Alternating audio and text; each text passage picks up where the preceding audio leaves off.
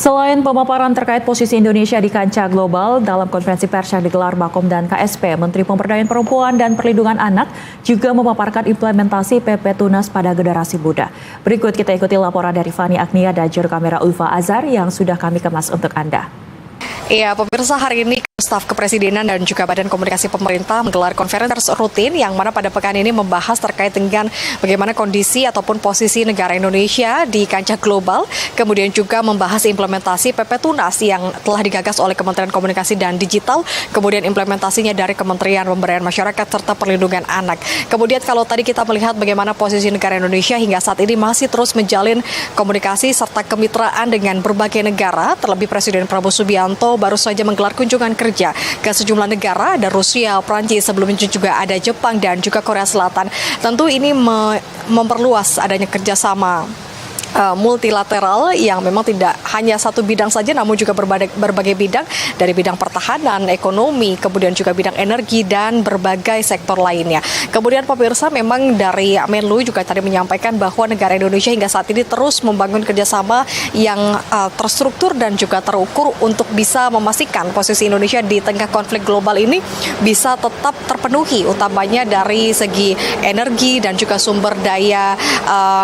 mineral dan lain-lain ini memang tidak terkendala apapun. Kemudian kalau kami membahas pemirsa dari sisi implementasi PP Tunas, tadi disampaikan oleh Menteri Arifah Fauzi bahwa memang saat ini Kementerian PPPA juga tengah merealisasikan hal tersebut kepada generasi muda. Yang disampaikan beberapa data tadi, ada jumlah anak di Indonesia saat ini ada di angka 28,38% atau di angka 79.928.000 lebih jiwa. Yang memang dari angka tersebut datanya siswa usia, maksud kami 5 hingga 17 tahun ini yang menggunakan internet mengalami peningkatan dari tahun 2020 hingga tahun 2024. Yang mana peningkatan ini terjadi seiring dengan adanya pembelajaran jarak jauh yang kita ketahui pada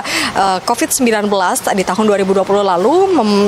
membuat adanya peraturan dari instansi pendidikan pembelajaran jarak jauh, dan pada saat itu pula terjadinya peningkatan persentase penggunaan internet. Memang kalau dari Kementerian PPPA juga membuat peta jalan perlindungan anak di ranah daring atau PARD yang memang ini merupakan strategi nasional yang diatur dalam Peraturan Presiden nomor 87 tahun 2025.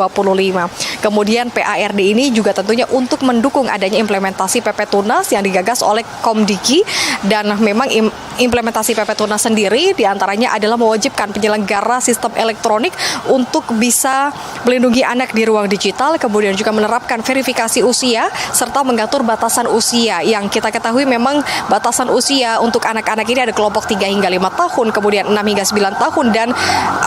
bahkan sampai 16 hingga 18 tahun. Tidak hanya itu juga memang tugas dari Kemen PPA untuk memastikan dari awal memantau hingga mendorong adanya penguatan peran keluarga serta aktivitas alternatif agar nantinya generasi muda khususnya mereka anak-anak bisa mengalihkannya tidak hanya dengan teknologi yang canggih namun juga dengan berbagai kegiatan aktivitas yang positif lainnya. Kurang lebih itu pemirsa informasi poin-poin dari konferensi pers yang digelar pada hari ini. Fani Agnia, Ulfa Azhar, Jakarta, Garuda TV.